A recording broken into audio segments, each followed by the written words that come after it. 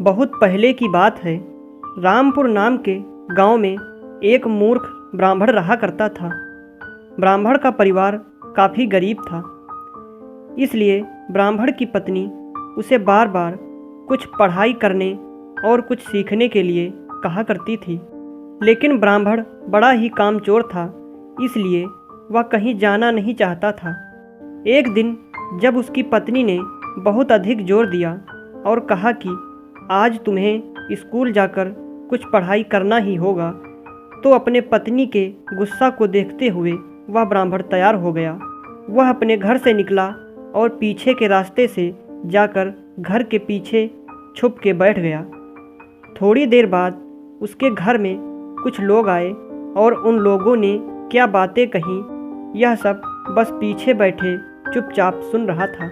जब शाम हो गई तो ब्राह्मण वापस अपने घर के पीछे से निकल कर आया और आकर उसने अपनी पत्नी से कहा कि आज मैंने इतनी पढ़ाई कर ली कि अब मैं भविष्य देखने लगा हूँ।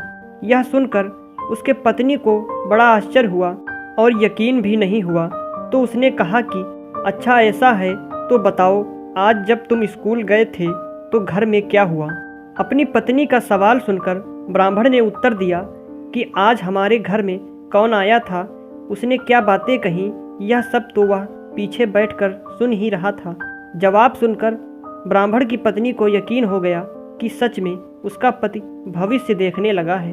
इसके बाद वह पूरे गांव में घूम घूम कर सबको यह बात बताने लगी कि उसका पति भविष्य देखने लगा है, वह भविष्य देख सकता है। अगले दिन एक धोबी का गधा खो गया था और वह उसे मिल नहीं रहा था, इसलिए वह उस पंडित के पास आया और आकर उससे कहा कि मेरा गधा खो गया है, क्या आप मेरी मदद कर सकते हैं? पंडित को कुछ समझ में नहीं आया कि वह क्या करे, इसलिए उसने कहा कि अभी मैं स्नान करने जा रहा हूँ, जब मैं स्नान करके लौटूंगा उसके बाद मैं भविष्यवाणी करूँगा। इतना कहकर पंडित वहाँ से निकल भागा। जब वह रास्ते में जा रहा था तब उसने देखा कि एक गधा खेत में घास खा रहा है।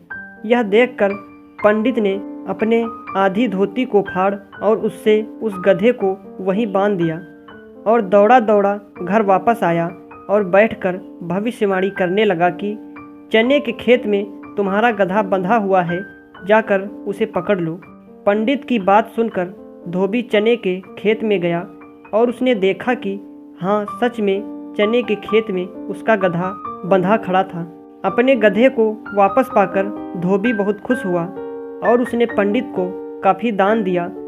धीरे धीरे पंडित काफ़ी प्रसिद्ध हो गया और बहुत लोग उसे जानने लग गए। एक दिन राज्य के महारानी का एक नौलखा हार चोरी हो जाता है। राजा को कुछ समझ में नहीं आता कि अब वह क्या करे। राजा के मंत्री राजा को सलाह देते हैं कि उसे उस भविष्यवक्ता पंडित के पास जाना चाहिए। राजा उस भविष्यवक्ता पंडित को अपने राजमहल में बुलाता है। पंडित कहता है कि ठीक है, मैं अगले दिन राजमहल में आऊँगा। पंडित के आने की खबर से चोर काफ़ी डर जाता है। चोर को लगता है कि जब पंडित भविष्यवाणी कर देगा और राजा को पता चल जाएगा कि यह हार मैंने चुराया है तो मेरा मरना तय है।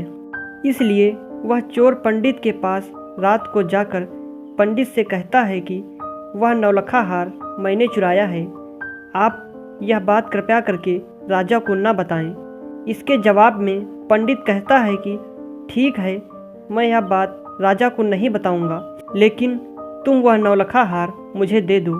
चोर ने हार पंडित को दे दिया। पंडित हार को ले जाकर राजमहल के बगीचे में एक चिड़िया के घोंसले में जाकर रख देता है। सुबह भविष्यवाणी करते वक्त पंडित कहता है कि महारानी का हार एक चिड़िया के घोंसले में रखा हुआ है। राजा ने अपने सैनिकों को उस चिड़िया के घोंसले में जाकर देखने को कहा।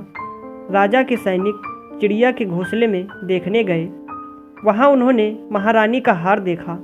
अपने महारानी का हार मिल जाने से राजा बहुत खुश हुए। उन्होंने ब्राह्मण को काफ़ी दान दिया, जिससे ब्राह्मण का घर खुशी खुशी चलने लगा और उनकी गरीबी भी दूर हो गई।